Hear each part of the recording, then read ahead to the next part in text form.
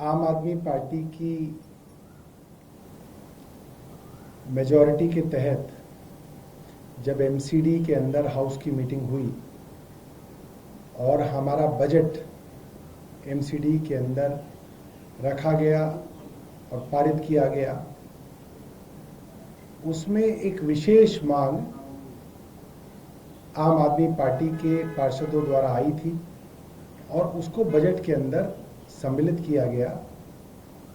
कि दिल्ली के 100 गज तक के जो प्रॉपर्टीज हैं, चाहे मकान है चाहे दुकान है, उनके हाउस टैक्स माफ कर दिए जाएंगे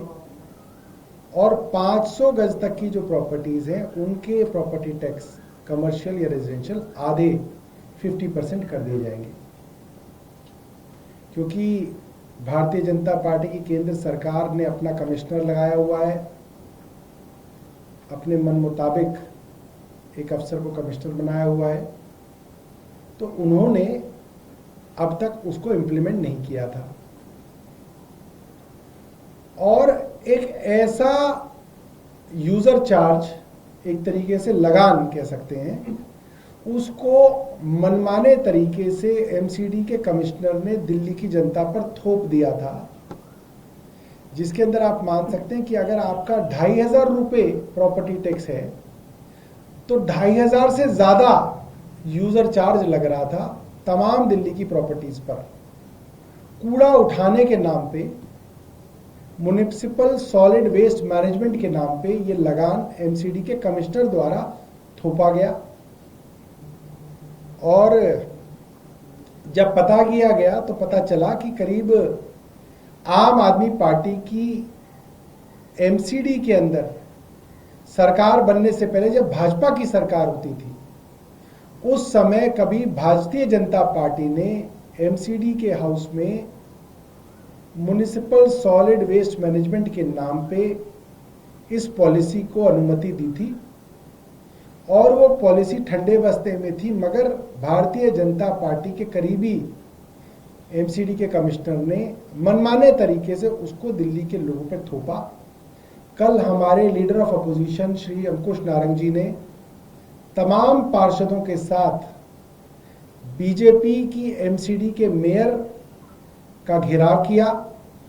और बहुत जोर शोर से उन्होंने मांग रखी कि आप इस यूजर चार्ज को तुरंत जो है हटाएं। अंकुश नारंग जी मेरे साथ है, वो विस्तार से इसके विषय में बताएंगे। देखिए, जब से, जैसे सौरभ भाई ने आपको बताया, जब से ये दिल्ली के ऊपर एक फाइनेंशियल बर्डन डाला गया, दिल्ली की जनता के ऊपर फाइनेंशियल बर्डन डाला गया और यूजर चार्जेस के नाम पर, मतलब अगर किसी व्यक्ति का हाउस टैक्स 850 रुपये है तो उसका 1000 रुपये यूजर चार्जेस लगते हैं साथ में। किसी का प्रॉपर्टी टैक्स, जैसे सौरभ भाई ने बताया कि अगर 2500 रुपये है तो उसके 5000 रुपये यूजर चार्जेस साथ में लगते हैं। तो हमने शुरू से ही जैसे यूजर चार्जेस इन्होंने इम्प्लीमेंट किए, एक तो कमिश्नर साहब ने ये इम्प्लीमेंट कर दिए, ये पॉलिसी मैटर था, रेवेन्यू से रिलेटेड था, हाउस में आना चाहिए था, हाउस में नहीं लाए, हाउस में हम सत्ता में थे, हम इसे पास ना होने देते, तो इसलिए भाजपा और कमिश्नर ने मिलके ये यूजर चार्जेस दिल्ली की जनता के ऊपर थोप दिए। तो शुरू से हम एक मांग कर रहे हैं कि यूजर चार्जेस दिल्ली की जनता के ऊपर नहीं लगने चाहिए। ये क्यों नहीं लगने चाहिए? क्योंकि दिल्ली के 12 जोनों के अंदर कंसेशनरीज है और ये कंसेशनरीज का काम होता है घर घर से कूड़ा उठाना, लेकिन आज भी भाजपा 80% और ये कंसेशनरीज 80% मकानों से आज भी कूड़ा नहीं उठा पाते। जब 80% आप मकानों से कूड़ा नहीं उठा पाते तो वहां पे लोग जो मकान के मालिक हैं या जिनका व्यवसाय है, वो लोग खुद ब खुद कूड़ा उठवाते हैं प्राइवेट व्यक्ति से और उस प्राइवेट व्यक्ति को खुद मकान का मालिक या व्यवसाय का मालिक पैसे देता है। आज भी उन कंसेशनरीज का समन्वय नहीं बन पाया उन प्राइवेट लोगों के साथ। तो जब तक समन्वय नहीं बन सकता तब तक आपने यूजर चार्जेस एप्लीकेबल कैसे कर दिए? दूसरी बात, आज भी दिल्ली के अंदर ढलाव है, वनरेबल पॉइंट्स है, FCTS है, जहां पे इतना कूड़ा एकत्रित होता है और ये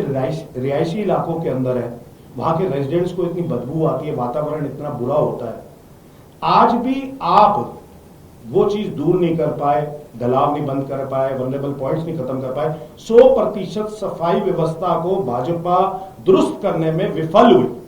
लेकिन फिर भी कमिश्नर के माध्यम से इन्होंने यूजर चार्जेस एप्लीकेबल करा दिए। तो मैंने एक लेटर लिखा मेयर को, जो लेटर 6 मई को लिखा कि ये यूजर चार्जेस तुरंत प्रभाव से वापस लेने चाहिए, खारिज करना चाहिए इनको। इस लेटर का मेयर ने कोई जवाब नहीं दिया। अगर नेता विपक्ष के लेटर का मेयर कोई जवाब नहीं देते तो सामान्य जनता का क्या जवाब देते होंगे। इसके बाद हमने प्रस्ताव लगाया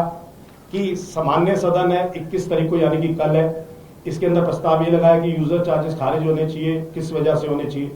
दिल्ली के अंदर सबसे बड़ा मुद्दा इस समय यूजर चार्जेस का है, हाउस टैक्स का है। तो जब आम आदमी पार्टी ने इतना बेहतरीन काम किया और हाउस टैक्स माफ कर दिया,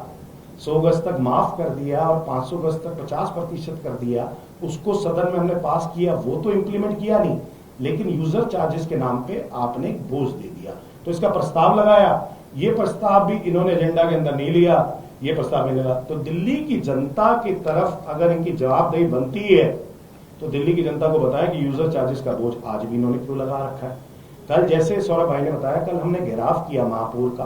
और महापौर को फिर से मेमोरेंडम दिया और इस मेमोरेंडम के अंदर हमने कहा कि यूजर चार्जेस तुरंत प्रभाव से वापस होने चाहिए,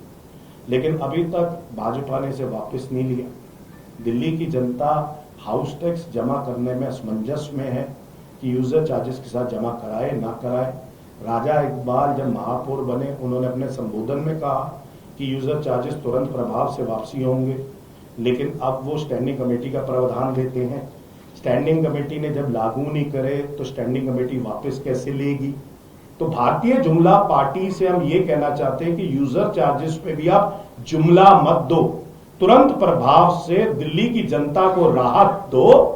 और यूजर चार्जेस वापस लो। और जब तक यूजर चार्जेस ये वापस नहीं लेते और हाउस टैक्स 100% इस वर्ष का माफ नहीं करते और पुराने वर्षों का जिन्होंने नहीं दिया वो सिर्फ इस वर्ष का देते, इंप्लीमेंट नहीं करते,